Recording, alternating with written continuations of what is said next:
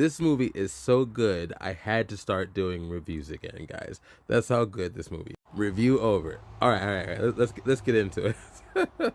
I don't know who wrote this movie. I should have probably looked it up. I'll look it up afterwards.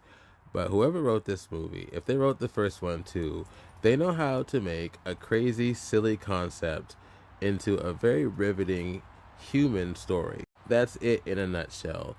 They pull on the trauma of the event, they pull on the tragicness of it, and they pull on the potential hopes and dreams of people going through such trauma so strong in these stories. They make it riveting, so riveting. I was telling Katie that this movie is a silly concept of a movie, and she looked at me all crazy because I had to break it down, and I had to be like, concept of these creatures is crazy, as in invisible creature makes you commit suicide when you look at the invisible creature. it's ridiculous, but they make it work. They make it work really well. In the first movie, you cared about Sandra Bullock, you cared about Trevante Rhodes, you cared about John Malkovich, you cared about all the other people in the movie. In this one, you care about everybody too, but it's a little different. Without ruining too much, this movie has a bit of a darker feel than the first. Yeah, that's possible. They explore a concept that they touch on in the first movie, but I'll just hint at the title up here, Fear Those Who See. They really deep dive into that idea, because there are some people who can see these creatures and not kill themselves, but instead they go crazy and want other people to see it.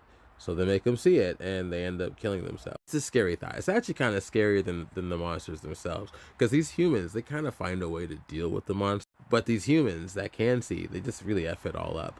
It's a whole other level of danger here. We've seen it before, but even more so in this film. It pisses you off. In short, it pissed me off. Some scenes I was seeing with these people that could see, it really upset me. And that's how I knew it was good storytelling. They make you care about such a silly concept. They make you care about the people in such a silly concept. I think that's hard to do.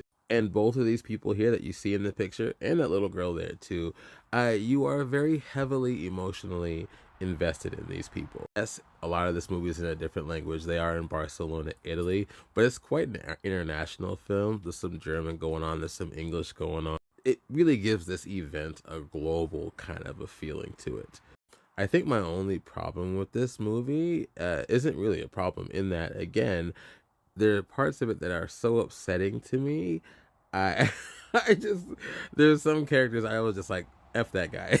And that's not really a problem, actually. You know what I mean? That's just, again, good storytelling. It's fairly well paced. They tell the narrative well, and really they explain more of what's going on in the Bird Box world without being too explicit. They do a lot with a little, in short. Check this movie out if you haven't seen it. Don't scoff at this one. Don't judge a book by its cover. Check out the first one if you haven't seen that one. I'm telling you, you will be surprised, especially with this one. just watch the first 20 minutes of this film. You'll see what I mean. All right, check this out. Happy Thursday evening. Let me know what you guys think. And yeah, I'll talk to you later.